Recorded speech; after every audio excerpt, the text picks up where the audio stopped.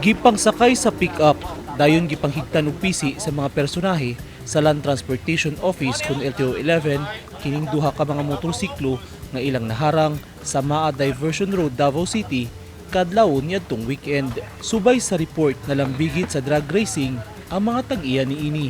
Daling naghimog investigasyon ng LTO human ma-report ang giingong drag racing activity sa lugar. Positibong nakumpirma sa LTO ang reklamo human maaktuhan sa aktwal ang drag racing gikan sa Maa Magtuod intersection sa Diversion Road paingon sa hilltop ning syudad. Gisyuhan og TOP ang mga driver sa motorsiklo ug mag-atubang sab kini og serious charges lakip na ang reckless driving. Subay sa Section 48 sa Republic Act 4136 tungod sa pagkalambigit sa drag racing, illegal modification of motor vehicles, Section 2B sa LTO, Joint Administrative Order 2014-01. Nasayran sab nga usa kanila ang nagmaneho nga walay rehistro.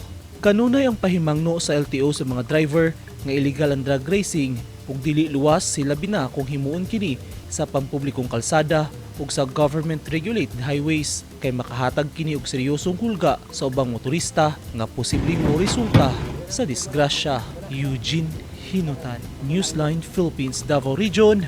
Stay safe.